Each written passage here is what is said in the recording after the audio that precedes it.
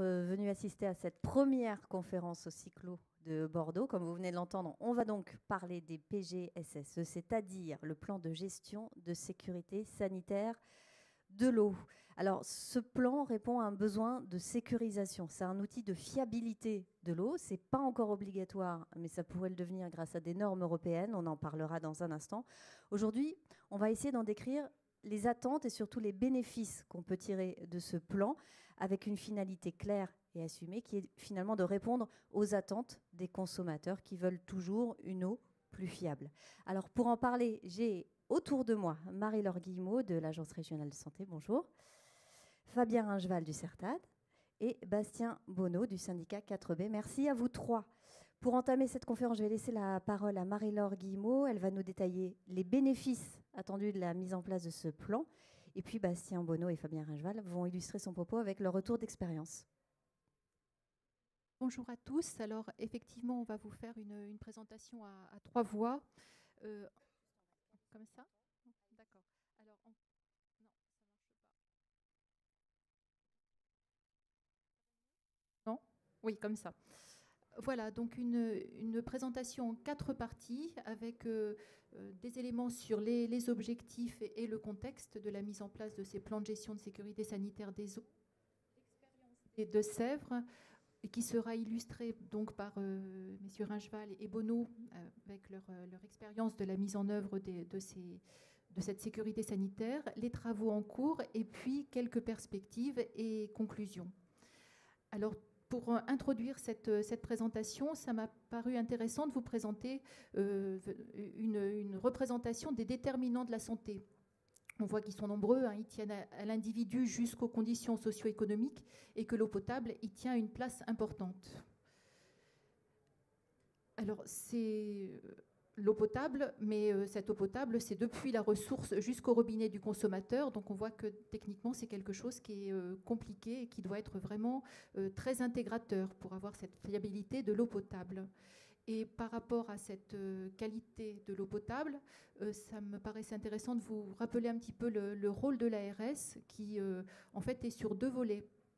D'un côté, on applique le code de la santé, hein, soit par la mise en place du contrôle sanitaire, soit en instruisant pour le compte des préfets des départements les procédures d'autorisation, telles que les autorisations des périmètres de protection des captages, les traitements d'eau, les dérogations.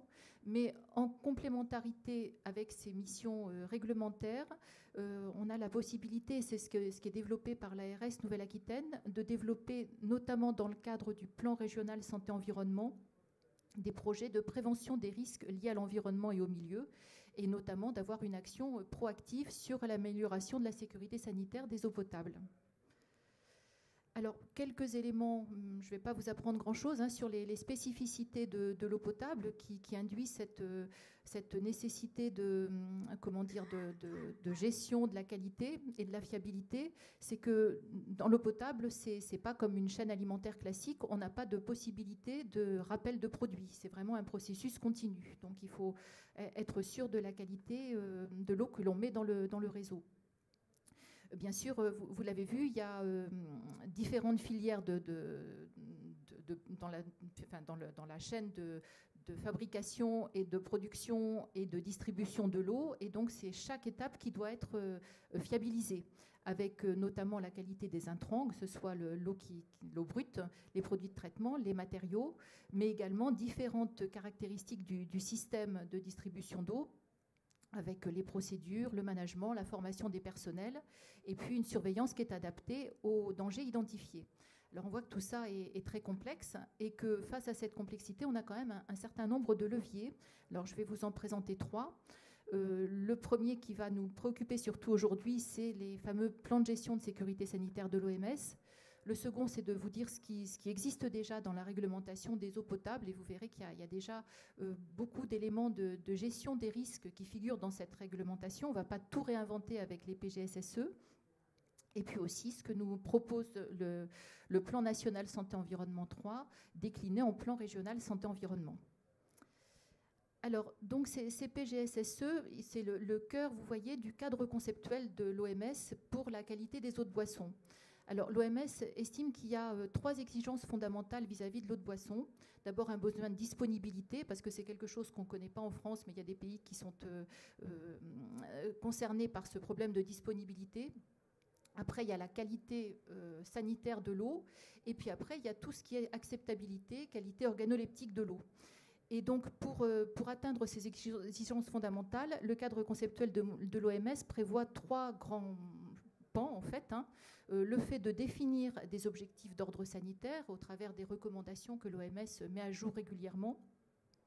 Le cœur du système qu'on va donc regarder aujourd'hui, qui est le plan de gestion de sécurité sanitaire des eaux, qui doit être mis en œuvre par les PRPDE pour permettre justement d'atteindre ces objectifs fondamentaux. Et puis le rôle en France de l'ARS au travers du contrôle externe de cette qualité de l'eau. Alors, comme vous pouvez le comprendre, ce PGSSE, donc c'est, au lieu d'être dans du curatif, c'est vraiment l'idée de prévenir, d'agir et d'anticiper. Donc, c'est vraiment un outil qui est à disposition des responsables de production-distribution d'eau, qui se base sur une étude de danger. Et l'idée, c'est vraiment cette idée de fiabilité et de qualité. Et il faut pour cela développer un savoir-faire qui permet justement cette amélioration continue. Alors, si on rentre un peu plus dans le détail de ce qu'est un PGSSE, vous voyez que c'est une boucle vertueuse, en fait, qui est constituée de 4 grands champs. Alors, avant tout ça, il faut constituer une équipe PGSSE, parce que, bien sûr, il faut qu'au niveau politique, chez la personne responsable de distribution des eaux, mais aussi au niveau technique, chacun soit bien convaincu de la nécessité de mettre en place cette mesure. Et aussi un rôle particulier pour permettre la mise en route et le suivi de ce PGSSE. Alors, dans un premier temps, il y a tout ce qui est en vert, qui consiste à l'étude de danger et à la définition d'un programme d'action. Et puis, une fois que cette première étape est faite, après, il faut bien sûr mettre en place des modalités de suivi et de vérification de l'efficacité.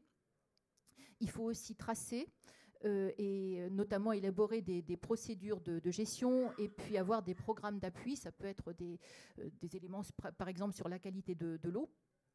Et puis après, il y a aussi une nécessité de rétex, c'est-à-dire que tout incident qui intervient malgré ce qu'on a mis en place dans le programme d'action doit être étudié et doit permettre de modifier de nouveau le programme d'action pour toujours être plus dans une qualité, une fiabilité de l'eau. Voilà, donc un autre élément qui semble important à faire ressortir au niveau des PGSSE, c'est qu'en fait, c'est une démarche qui permet aussi de hiérarchiser et de programmer dans le temps les travaux et mesures à mettre en œuvre avec un objectif sanitaire. C'est-à-dire que vraiment, il y a un choix qui peut être fait dans le programme d'action pour que ce qui risque le plus d'agir sur la qualité et la fiabilité de l'eau soit mis en avant par rapport à quelque chose qui est aussi important, mais peut-être moins. Enfin, on a cette possibilité de hiérarchiser avec un certain nombre de jalons ou d'étapes qui permettent finalement d'atteindre l'objectif sanitaire de façon sûre avec des procédures actées. Voilà, et puis pour pas faire trop peur non plus, ce qu'il faut bien dire, c'est qu'on ne part pas de rien. Un PGSSE, en fait, c'est quelque chose que chaque producteur-distributeur d'eau, bien sûr, ne met pas en place en tant que tel, mais il a déjà réalisé ou il réalise beaucoup de choses. Il a beaucoup d'outils qui sont d'ores et déjà en œuvre dans les syndicats. Et l'idée, c'est vraiment de réorganiser, d'avoir cette vision intégratrice qui permet de replacer chacun des éléments qui ont été travaillés dans cette vision globale avec l'objectif d'une fiabilité et d'une qualité de l'eau potable. Alors, la réglementation maintenant, donc vous savez que le Code de la santé, en fait, est une transposition en matière d'eau potable de la directive 98-83. Alors pour l'instant, dans cette directive, il y a des obligations de résultats, quelques principes d'analyse et de maîtrise des risques, mais il n'y a pas d'obligation de mettre en place un PGSSE. Il y a eu une modification des annexes de cette directive en 1975 qui incite effectivement au PGSSE, mais on n'est pas encore dans cette obligation. Par contre, à souligner qu'il y a eu un projet de directive européenne qui a été publié le 1er février dernier, c'est vraiment tout récent, dans lequel on voit que les PGSSE sont inscrits comme dans le texte, comme quelque chose à mettre en place. Et ça aussi, c'est un élément nouveau, puisque c'est bien dans cette période où ce n'est pas encore obligatoire de pouvoir se préparer, anticiper et travailler sur ces PGSSE. Concernant le plan national santé-environnement 3, alors j'y reviens pas, hein, il a été publié en 2014. Il y a plusieurs enjeux qui sont caractérisés, et notamment sans cette action. Et surtout, il y a 10 actions prioritaires à mettre en œuvre. Et parmi ces actions prioritaires figure l'amélioration de la qualité de l'eau destinée à la consommation humaine, avec un volet qui est l'action 55, qui consiste à sécuriser l'alimentation en eau potable. Donc on est vraiment au cœur de notre sujet. Voilà pour poser le contexte et les objectifs. Maintenant, ça me paraît intéressant de vous parler de l'expérience des Deux-Sèvres, hein, qui s'est construite à partir de 2010 et qui est quelque chose de, de singulier au niveau français, puisque c'est le seul territoire où l'ensemble des IGE, en même temps, se sont lancés dans une démarche de sécurité sanitaire, qui n'est pas tout à fait un plan de gestion de sécurité sanitaire des eaux, on le verra, mais qui est vraiment une marche importante pour atteindre ces objectifs. Alors sous l'impulsion de l'ARS, donc les syndicats de production se sont organisés pour lancer un appel d'offres permettant de sélectionner un bureau d'études pour réaliser les études de danger et les programmes d'action sur donc l'ensemble des syndicats d'eau. Ces études de danger ont été réalisées en 2011. Il y a eu une concertation entre l'ARS et puis les responsables de ces unités de production. Et tout ça a abouti à la signature d'arrêtés préfectoraux en décembre 2012.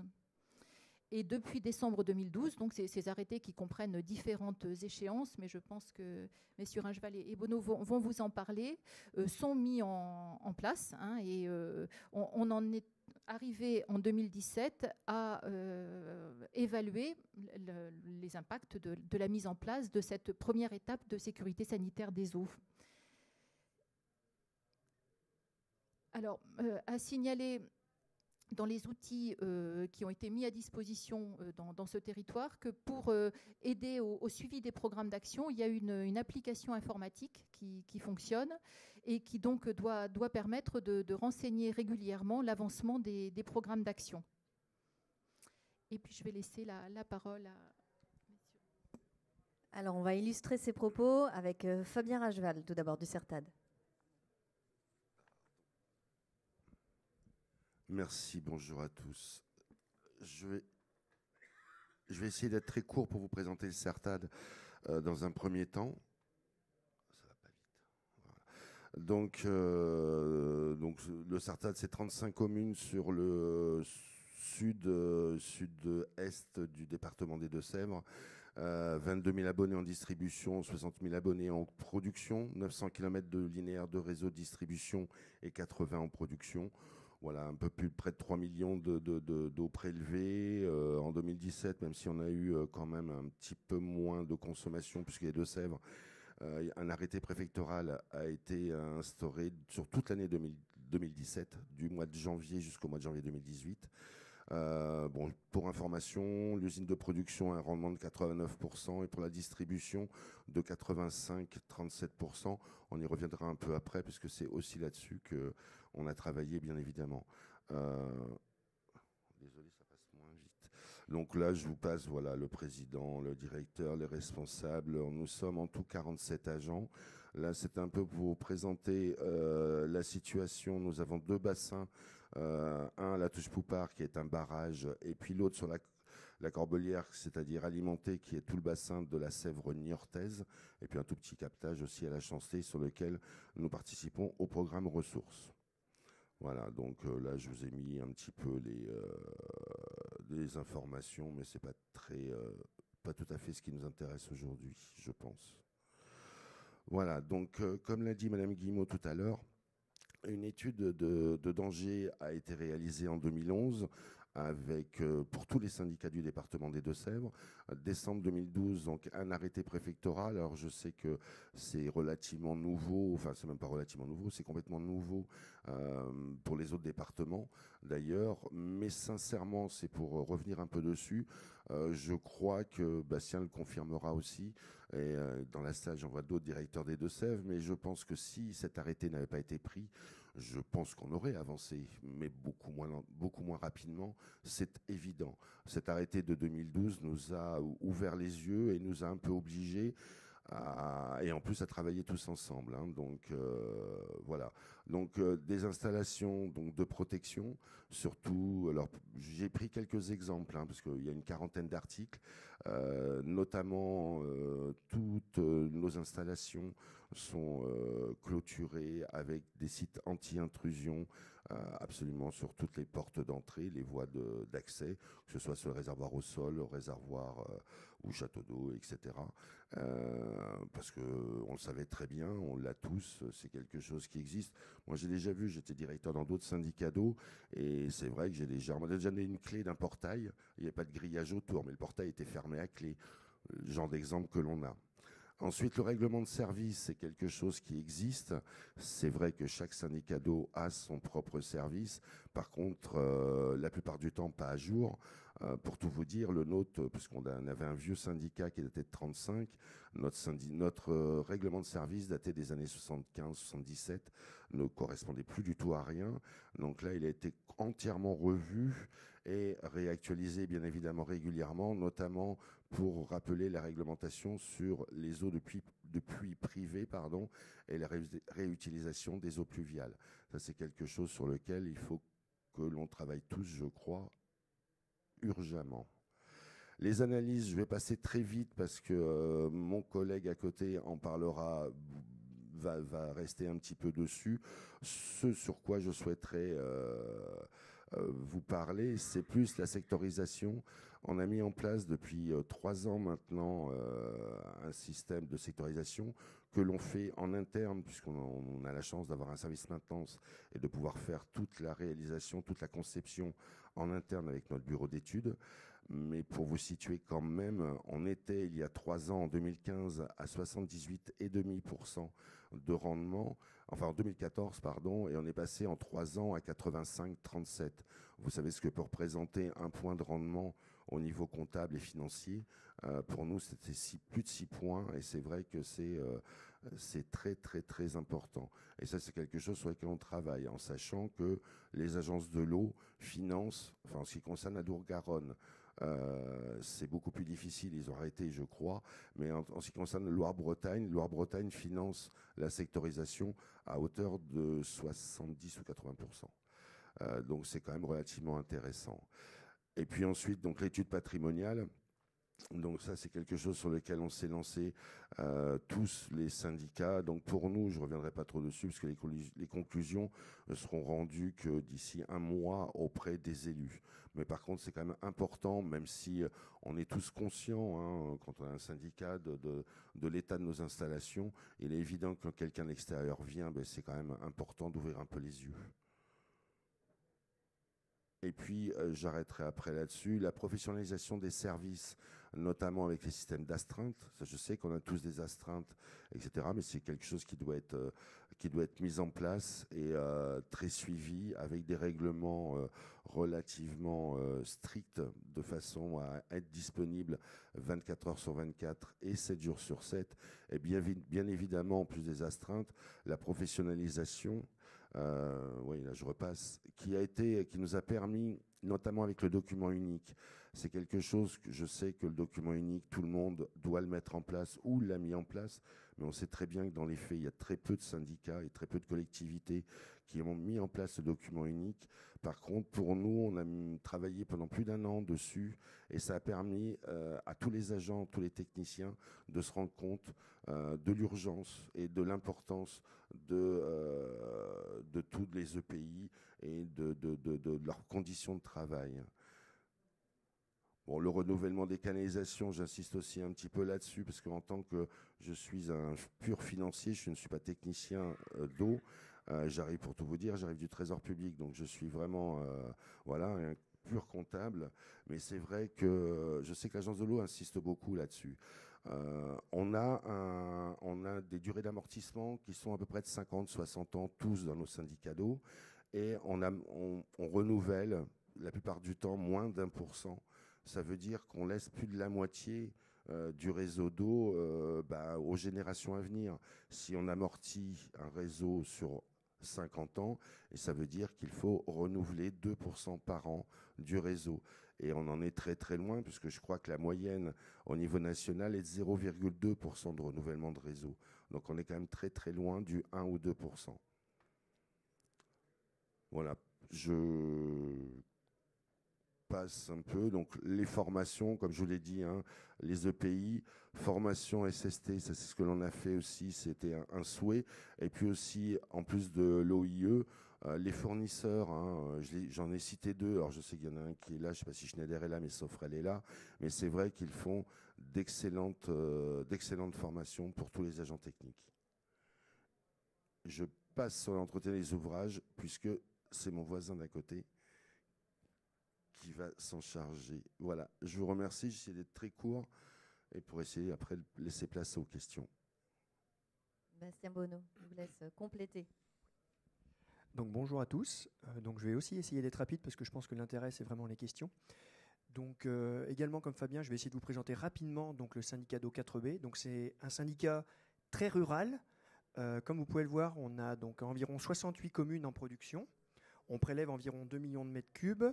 Enfin, on produit 2 millions de mètres cubes. On vend à nos unités de distribution également un peu plus de 2 millions de mètres cubes. Et donc sur la partie production, on exploite donc 30 forages.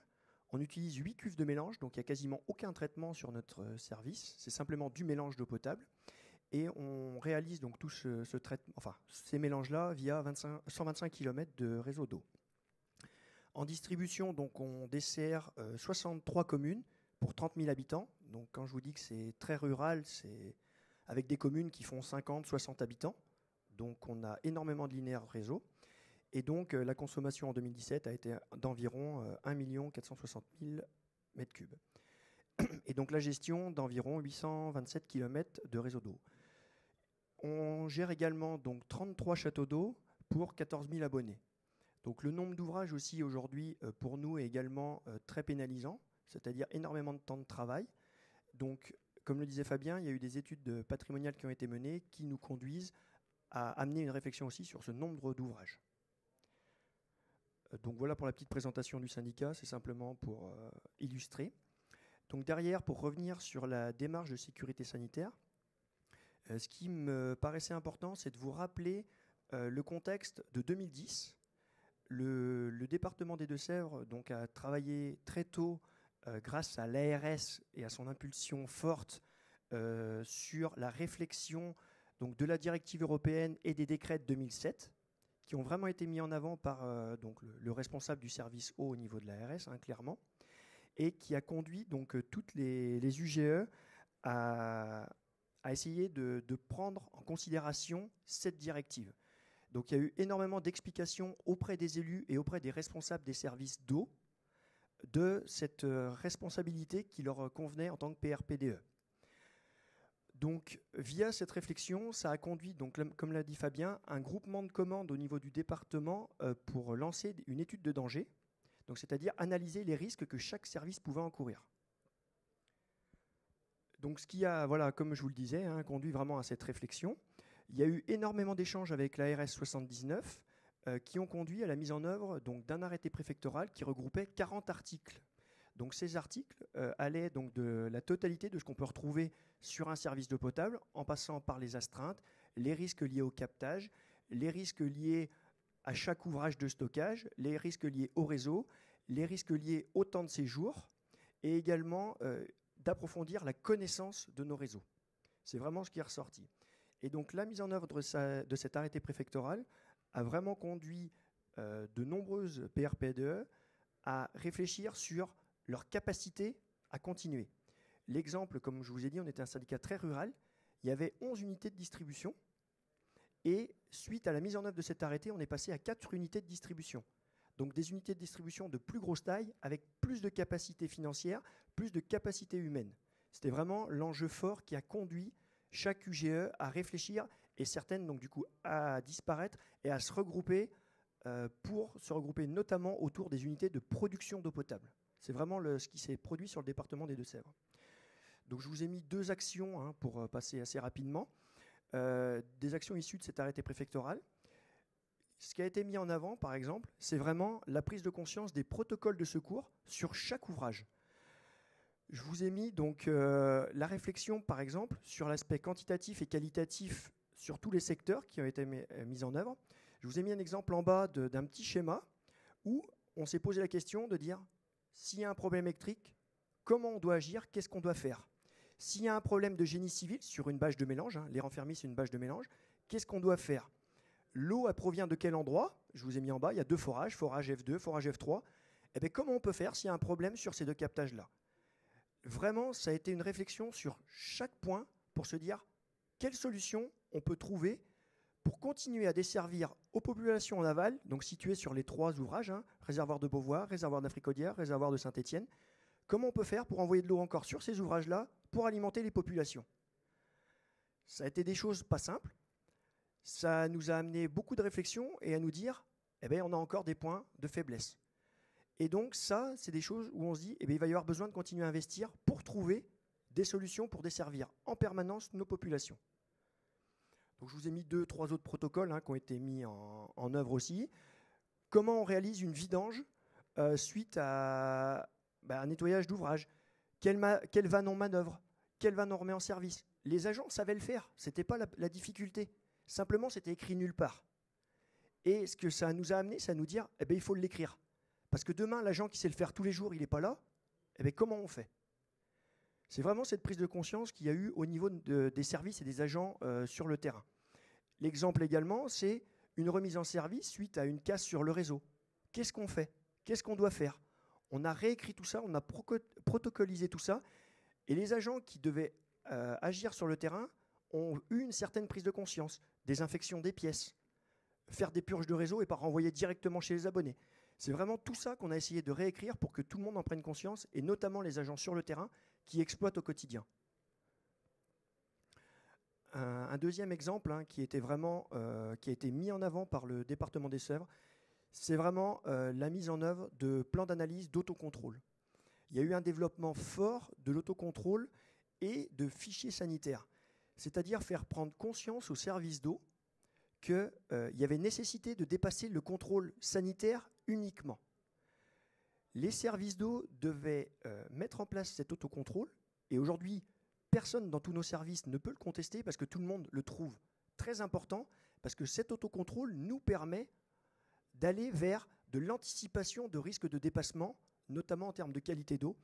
Et donc, ces fichiers sanitaires qu'on produit chaque année nous permettent en permanence de réadapter notre autocontrôle pour l'année suivante. Et on a même une réactivité très forte qui nous permet, au cours de l'année, de modifier notre autocontrôle si besoin pour sécuriser encore cette qualité d'eau. Donc c'est vrai que clairement, ça a conduit à de la création de postes de travail, puisqu'il a fallu recruter, donc comme je vous l'ai mis en bas, environ 1,5 ETP pour réaliser ce travail-là. On a également choisi de développer un laboratoire d'analyse en interne. On réalise une partie de nos analyses qui sont très poussées, que ce soit sur les pesticides, sur certains métaux lourds externalisés, mais la création de notre laboratoire en interne nous a permis d'aller sur des paramètres beaucoup plus faciles à faire, le suivi du chlore, la bactériologie et un certain nombre d'analyses de physico-chimiques. Cet exemple-là, c'est pour vous montrer le contrôle sanitaire, ce que ça représente, et l'autocontrôle aujourd'hui, ce qu'il représente. Aujourd'hui, on réalise beaucoup plus d'analyses en autocontrôle, et comme je vous ai mis, par exemple, c'est une chose qu'on ne faisait pas jusqu'à présent, mais qui a été mise en œuvre. C'est lavage de réservoir, à chaque fois, derrière, remise en service, il y a une analyse pour contrôler le travail qu'on a fait.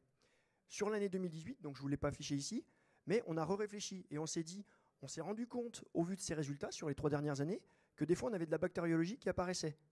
Mais ce qu'il y a, c'est qu'on ne savait même pas si en amont, est-ce qu'il n'y en avait pas déjà. Donc on s'est dit, maintenant il faut réfléchir. À partir de 2018, le lavage des réservoirs, on réalise une analyse en amont de ce travail-là et une analyse en aval. C'est-à-dire qu'on est capable d'analyser si est-ce que la présence de bactériologie provient de notre lavage ou provient de l'eau qu'on lui fait rentrer dedans. Voilà. Donc c'est pour vous montrer que cet autocontrôle, il nous paraît maintenant et aujourd'hui nécessaire et indispensable pour fiabiliser notre travail. Voilà. Merci beaucoup. Merci à vous trois. Va venir un moment décisif. Marie-Laure, vous allez compléter ce propos. Tout à fait. Alors, donc, pour en revenir aux travaux en cours, évidemment, ce qui a été fait dans les Deux-Sèvres pour améliorer la qualité sanitaire de l'eau paraît particulièrement intéressant.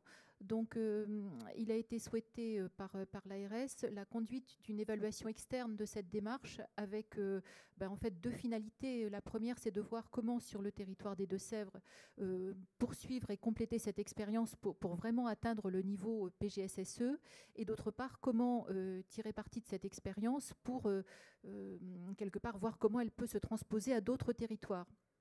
Alors pour ce faire, on a fait appel à un bureau d'études privé qui est donc parti des questions évaluatives qui sont mentionnées sur la diapositive. L'idée, c'est ça, c'était vraiment d'avoir ces deux enjeux, quoi, à la fois pour le territoire des Deux-Sèvres et puis pour les autres territoires de la Nouvelle-Aquitaine. Alors, le bureau d'études a fait apparaître quatre enjeux à prendre en compte. C'est le positionnement de l'ARS, parce que messieurs Ringeval et Baudon ont bien insisté sur le fait que l'ARS, la DD 79, avait été très, très proactive dans cette démarche. L'enjeu de la logique égalitaire, puisque c'est quelque chose qui était important dans les Deux-Sèvres et difficilement reproductible, puisque toutes les PRPDE se sont lancées en même temps dans cette démarche. L'amélioration continue, puisque là, au-delà de l'arrêté préfectoral, après, c'est ça, il faut poursuivre les éléments, et puis l'implication des parties prenantes. Et tout ça a amené le bureau d'études à faire 7 recommandations opérationnelles qui finalement s'appliquent aussi bien au territoire des Deux-Sèvres qu'aux autres PRPDE qui souhaiteraient s'engager dans la démarche. Alors, la première, c'est en termes d'animation. C'est vrai que c'est important d'avoir des échanges réguliers et d'avoir une animation départementale autour de la sécurité sanitaire des eaux. La deuxième recommandation concerne l'expertise technique qui est nécessaire pour être en appui des PRPDE pour mener ce type de démarche, et notamment la définition d'un socle commun pour l'ensemble des UGE qui souhaitent aborder un PGSSE. Peut-être, si on ne peut pas être partout, voir quels sont les éléments qui peuvent aider à prioriser les UGE qui doivent s'engager dans ce type de démarche. Des éléments sur l'amélioration continue, évidemment, et puis faire en sorte aussi de mieux associer les parties prenantes autour de la sécurité sanitaire des eaux, parce qu'il semble important que les consommateurs notamment, mais aussi les autres usagers de l'eau, puissent être associés à la gouvernance d'un projet de ce type. Et donc, c'est aussi la 7e recommandation, donc l'inscription de cette sécurité sanitaire de l'eau dans une politique plus globale. Voilà, donc cette évaluation est importante donc, pour nous dans l'écriture du plan régional santé-environnement Nouvelle-Aquitaine, pour lequel je vais développer maintenant. On souhaite vraiment aider les PRPDE à mettre en place ces PGSSE avant que tout ceci devienne obligatoire. On se dit qu'il y a vraiment des éléments intéressants pour faire ça d'ores et déjà, et donc je vous ai mis à l'écran la fiche action 12 du PRSE Nouvelle-Aquitaine, qui a été adoptée par le préfet de région, le président du conseil régional et le DGARS au mois de juillet dernier. Et donc cette action, c'est d'inciter les responsables de distribution à mettre en œuvre des plans de gestion de sécurité sanitaire des eaux. Alors pour cela, il y a des groupes de travail qui ont été constitués pour écrire ce PRSE, associant justement les différentes parties prenantes, des syndicats d'eau, les agences de l'eau, les consommateurs, l'ARS. Et on a décidé collégialement qu'il y avait trois mesures qui étaient importantes pour arriver à convaincre de mettre en place ces PGSSE. Une mesure autour de l'acculturation et de la sensibilisation autour de ces PGSSE. Une mesure pour proposer des outils opérationnels et techniques pour aider à la mise en place. Et puis enfin, une phase d'accompagnement, prévoir le moyen d'accompagner techniquement les UGE qui souhaiteraient rentrer dans cette démarche. Alors, je ne sais pas si je vais peut-être pas détailler l'ensemble des mesures. Ce que je peux vous dire, c'est que d'ores et déjà, les travaux sont lancés. Il y a eu un premier comité de pilotage qui s'est réuni au mois de février pour travailler donc sur la phase d'acculturation et d'information sur les PGSSE, mais également des outils à construire pour aider les responsables de production-distribution d'eau à mettre en œuvre des PGSSE. Donc ce comité régional s'est réuni en février. Il y a en cours donc l'élaboration d'une plaquette de présentation et de plaidoyer. Et l'idée d'organiser dans les territoires une présentation de cette démarche pour que la sensibilisation puisse être faite au bon niveau et toucher l'ensemble des responsables de production-distribution d'eau. Voilà, et puis parallèlement, il y a aussi une réflexion, bien sûr, à partir de documents nombreux qui existent, de cahiers des charges pour élaborer un PGSSE. Sur le troisième volet, par contre, on n'a pas encore suffisamment avancé. C'est quelque chose qui va se faire dans les mois et années à venir au niveau de l'accompagnement. Voilà, il me semblait important aussi de vous signaler que en Nouvelle-Aquitaine, c'est une préoccupation forte, la mise en place de ces PGSSE, mais au niveau national, cette préoccupation est reprise également. Et notamment, il y a eu des travaux nationaux conduit par la DGS avec un groupe de travail qui réunit des ARS pour publier une note d'information pour justement mettre en œuvre ces PGSSE. Cette note d'information a été publiée le 9 janvier dernier et elle comprend trois annexes qui vont bien sûr nous servir dans les territoires pour mettre en œuvre nos PRSE. Ça développe les éléments en faveur du déploiement des PRSE, des éléments de méthodologie et puis, important également, des points d'intérêt, pas seulement techniques, aussi organisationnels, pour justement contribuer à l'écriture d'un PGSSE. Il a été aussi identifié au niveau national qu'on avait besoin d'une montée en compétences au niveau des ARS, pas que, mais au niveau des ARS. Et il y a d'ores et déjà des formations qui sont organisées par l'École des hautes études en santé publique sur ces PGSSE. Au niveau national également, il y a l'AST et la FNCCR qui se sont rapprochés de la DGS pour indiquer leur intérêt pour ces démarches. Et il y a aussi des démarches qui ont été entreprises de manière à indiquer aux agences de l'eau que le PGSSE devait être quelque chose d'important dans les 11e programmes des agences qui sont en cours de finalisation.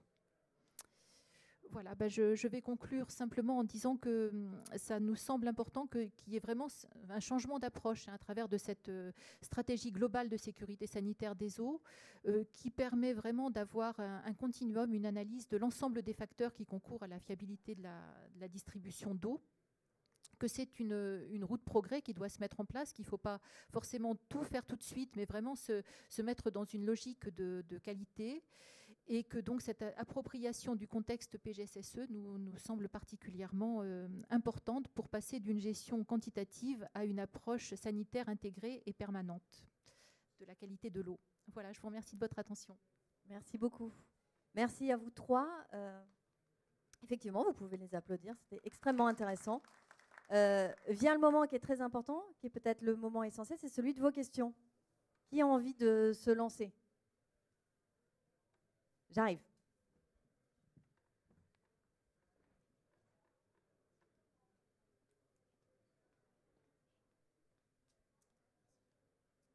Bonjour.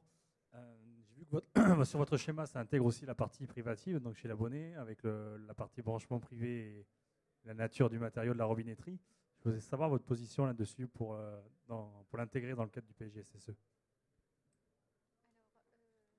Je vais peut-être remettre le schéma.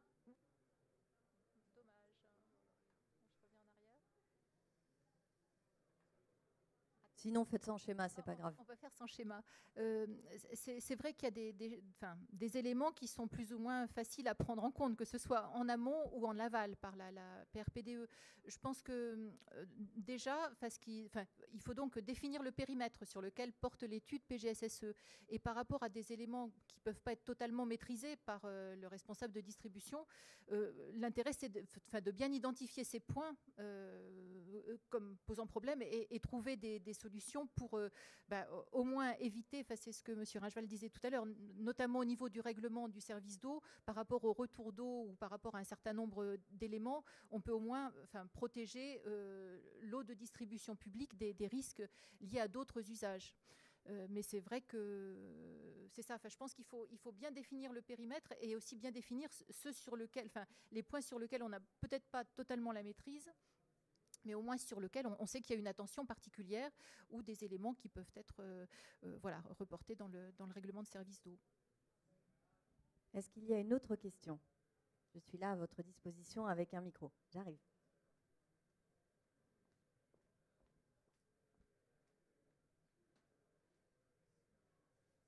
Bonjour, Monsieur Ivorel, je fais partie du laboratoire Merck.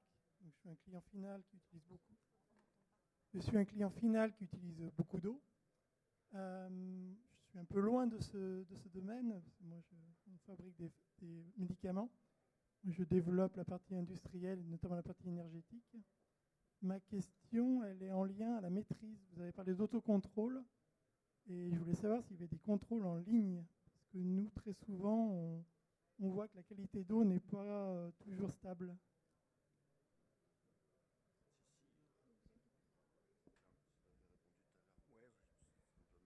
Non, enfin, c'est notre domaine tous les deux. Alors, de l'autocontrôle en ligne, oui. Ça dépend des paramètres. Ça dépend de ce que vous recherchez, en fait, aussi. Ça, c'est une discussion vraiment à avoir avec votre distributeur.